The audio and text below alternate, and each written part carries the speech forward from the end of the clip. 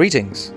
When it comes to measuring and reporting greenhouse gas emissions, it's essential to consider not only carbon dioxide, CO2, but also other potent greenhouse gases like methane, CH4, nitrous oxide, N2O, and fluorinated gases. However, these gases have different global warming potentials and atmospheric lifetimes, making it challenging to compare these impacts directly. To address this issue, a common unit called carbon dioxide equivalent, CO2e, is used. This metric allows us to express the global warming potential of different greenhouse gases in terms of their equivalent amount of CO2 over a specific time horizon, typically 100 years.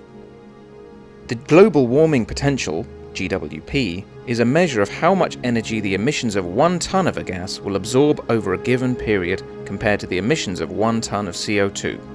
The higher the GWP, the more potent the greenhouse gas is in terms of its contribution to global warming.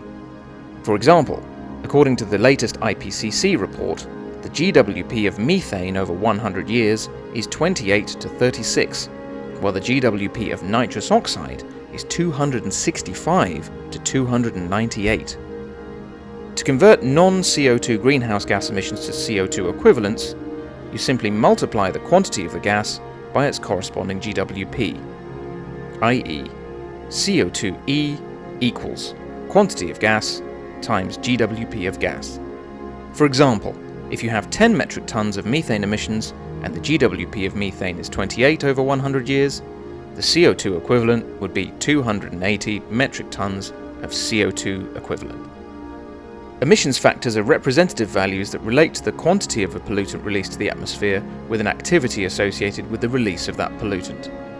These factors are typically derived from empirical data and can be used to estimate emissions when direct monitoring is not feasible or too expensive. Typically, you will be using emissions factors as a shortcut in your carbon accounting. For greenhouse gases, emissions factors are often expressed in terms of CO2e per unit of activity, such as per litre of fuel combusted or per tonne of material produced. To calculate CO2 emissions using emissions factors, you multiply the activity data, e.g. fuel consumption, production output, by the corresponding emissions factor. CO2 emissions equals activity data times emissions factor. For example, if you know that your facility consumed 1,000 litres of gasoline and the emissions factor for gasoline combustion is 2.3 kilograms of CO2e per litre, you can calculate your CO2e as 2,300 kilograms of CO2e. Converting non-CO2 greenhouse gas emissions to CO2 equivalents using global warming potentials and emissions factors is crucial for accurately measuring and reporting an organization's overall greenhouse gas emissions.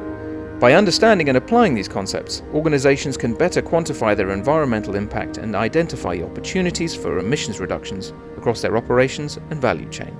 If you found this short climate accounting video useful, we'd appreciate it very much if you left a like.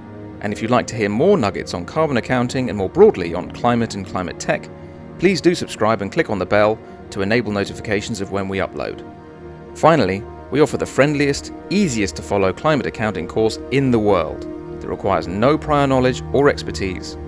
So if you're looking to calculate the carbon footprint of your business or organization, or you would like to charge clients to calculate their carbon emissions, we're offering this course with an exclusive 10% off if you use the code YouTube. For more information, see the link in the description or head to footprintconsulting.org/courses.